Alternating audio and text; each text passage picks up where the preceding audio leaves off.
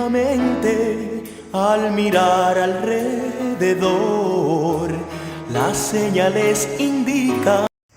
Buenos días, hermanos. El día de hoy les quiero compartir el capítulo 31 del conflicto de los siglos, el peor enemigo del hombre. Como lo dice su palabra, ¿verdad? Hay una profecía de tiempo que abarca hasta nuestros días, ¿verdad? Y es cuando el Señor dice allí en su palabra, en Génesis 3:15, que enemistad pondré entre la simiente de Dios y la simiente del hombre, ¿verdad? La simiente del enemigo. De esta manera nosotros entendemos que al haberse iniciado una guerra en el cielo, conflicto entre el bien y el mal, también el enemigo logró tener triunfo con el hombre allí en el Edén, cuando nuestros primeros padres fueron tentados y cayeron en pecado. En ese preciso momento el hombre empezó a tomar fuerza, no para lo bueno, sino todo lo contrario, para dejarse llenar su corazón de egoísmo, de la avaricia, la contienda, las disensiones, todo lo que el enemigo quiso sembrar en él, hasta ahí tuvo éxito. De la misma manera, hoy, a través de las edades, vemos cómo el triunfo del enemigo se sigue dando, ¿verdad? El Señor nos revela a través de la hermana Elena de Huay en este hermoso libro, cómo el enemigo ha querido siempre abatir y destruir el pueblo de Dios. Que hay solución, hermanos. El Señor nos dice que si nos asimos de su gracia divina, ¿verdad? Así como Él mantuvo una comunión plena con el Padre Celestial, es la misma invitación que nos hace a nosotros. Si tenemos esa comunión, así como Él pudo vencer al enemigo, ¿verdad? Pudo vencer la tentación, se nos garantiza que nosotros también podremos vencer y podremos ganar la victoria. Pero hay una pregunta muy especial aquí que me llenó a mí ¿cómo decirlo? Que me dejó pensando, y es la siguiente. Dice que ¿por qué nosotros como el pueblo de Dios y como hijos de Dios no vencemos el pecado, ¿verdad? Dice allí que ¿por qué nosotros no hacemos en la misma obra que realizó nuestro Señor? Y la respuesta es simple, como lo decía inicialmente. El punto es porque no tenemos esa comunión, no tenemos esa vida de devoción que tenía nuestro Señor, que no vencemos el pecado, ¿verdad? Pero es maravilloso saber que la gracia que Cristo derrama en el alma, dice que crea enemistad entre el hombre y el enemigo. Dice que si nos tomamos su gracia divina, por esa gracia maravillosa que el Señor ha dado, podremos vencer cualquier acechanza del enemigo.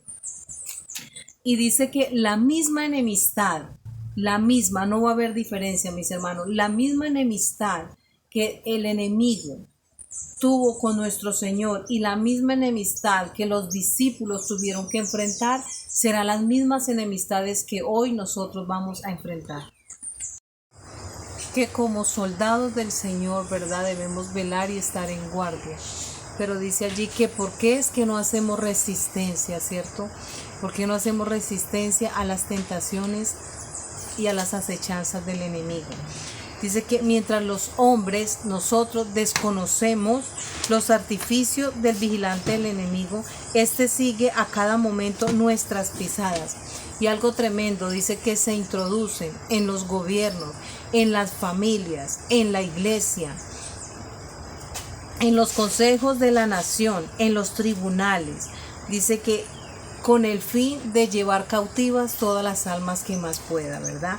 Y dice que todos los que son llamados a ser verdaderos discípulos de nuestro Señor, si no somos verdaderos discípulos del Señor, sabemos que todos los que no somos discípulos de Dios, entonces seremos siervos del enemigo. Entonces, hermanos, nuestra decisión es: o somos discípulos de Dios o seremos siervos del enemigo, ¿verdad? Todo aquel que consiste y no aborrece el pecado, así nos dice el Señor en su palabra, ¿verdad? De tal manera que su corazón lo lleve a tener una entrega completa a nuestro Dios, seguirá siendo siervo y esclavo del enemigo. Hay una parte aquí que dice que desde los días de Adán hasta los nuestros, el gran enemigo ha ejercitado todo su poder para oprimir y para destruir. Así es que así como destruyó en el antaño, de la misma manera destruirá en nuestro tiempo con más ardor y con más insistencia. Dice, Cristo dará fuerza. Esta es la parte que me llena a mí de alegría, mis hermanos. Dice que Cristo dará fuerza a todos los que se la pidan.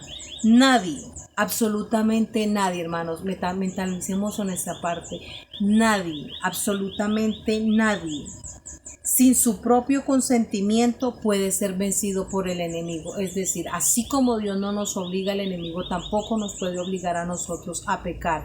Pero quienes decidimos pecar y seguir teniendo comunión con el pecado somos nosotros. Dios nos dio la solución, ¿verdad? Nos enseñó que hay un enemigo al cual no debemos solamente, no es temer, es resistirle con la ayuda de su Santo Espíritu. Que el Señor les bendiga.